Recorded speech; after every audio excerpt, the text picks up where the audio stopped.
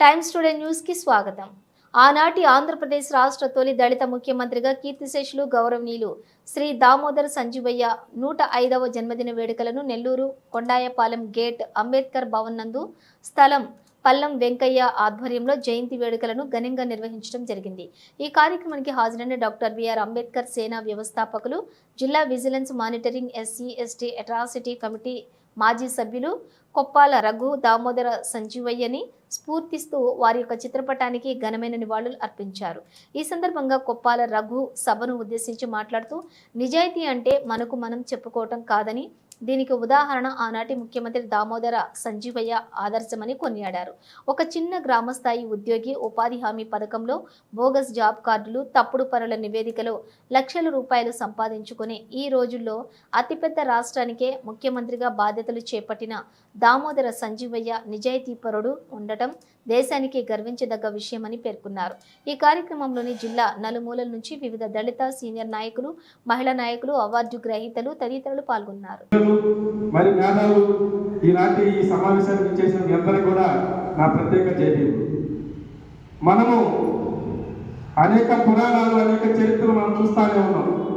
నిజాయితీ అనువనువుల ప్రతి ఒక్కరు చెప్పేటువంటి మాట ఏంద్రాబాబు అంటే నేను నిజాయితీ పరుడు, నేను నిజాయితీ పరుడు. నిజాయితీ అంటే ఎలా ఉంటుందంటే ఇలా ఉంటాడు, నిజాయితీ అంటే అలా ఉంటాడు.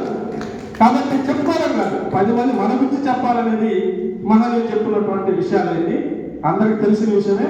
అయితే 1960లో ఆనాడు ఈయన ముఖ్యమంత్రిగా ఈ ఉమ్మడి రాష్ట్రానికి ఎందుకు చేయాలంటే మరి అక్కడ ఉన్నటువంటి అగ్రవర్ణాల ఆధిపత్య కులాలు, మరి ఆయన ముఖ్యమంత్రి కాకుండా ఒక అడ్డరాని వాడు, ఊరికి బయట ఉన్నటువంటి వ్యక్తి, అలాంటి వ్యక్తిని మనము ముఖ్యమంత్రి కాలేదని చెప్పేసి తప్పుడు ఫిర్యాదులు చేయడం జరిగింది కేంద్రానికి.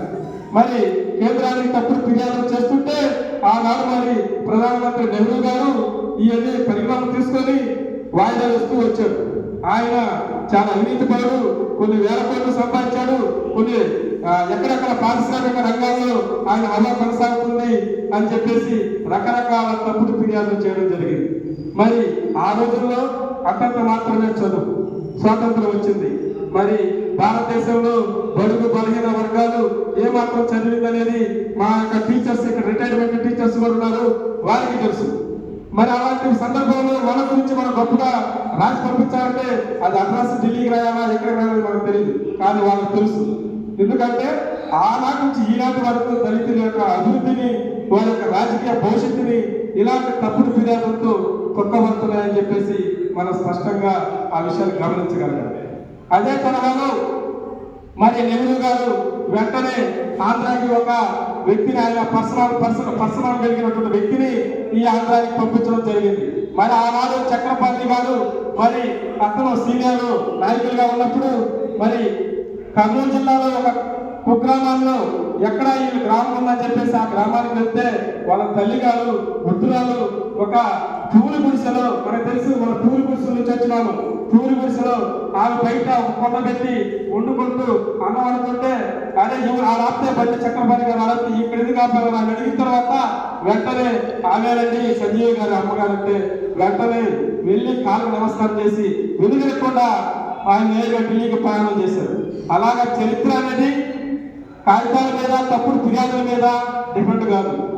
కాబట్టి వాస్తవాలు, నిజాయితీ, నిబద్ధత అనేది ఎగ్జాంపుల్ మీకు అందరూ ఒక విషయం చెప్తా, ముఖ్యంగా మహిళలకు చెప్తా. మహిళలకు ఏంటంటే పొదుపు సంఘాలు కలిగినటువంటి మహిళలు ఉన్నారు ఇక్కడ. మీకు పొదుపు గ్రూపులో పట్టణ పరిధిలో అయితే మెప్ప వస్తుంది, రూరల్ పరిధిలో మళ్ళీ గ్రామ పరిధిలో అయితే వెలుగు వస్తుంది, మరి రూరల్ కూడా మీకు మెప్ప వస్తుంది. మీకు ఆర్పీలు ఉంటారు, ఏమా మీకు ఆర్పీలు ఉంటారుగా. ఒక పొదుపు గ్రూపులో 2 లక్షల రూపాయల వాళ్ళకి శాంక్షన్ చేస్తే 5,000 కమిషన్ తీసుకుంటారు, 10,000 తీసుకుంటున్నారు. మరి అదేవిధంగా గ్రామ ప్రాంతానికి వెళ్తే ఉపాధి హామీ పనులు, మనకి కూలి పనులు చేసుకునేదానికి అక్కడికి వెళ్తే అక్కడ కూడా మనకు తెలియకుండా కొన్ని లక్షల రూపాయలు ఈరోజు అందించారు, కొన్ని లక్షల రూపాయలు. మరి ఒక ఫీల్డ్ అసిస్టెంట్ 2 కార్లు పెట్టుకొని తిరుగుతున్నాడు, ఒక ఆర్పీ 2 కార్లు మెయింటైన్ చేస్తుంది.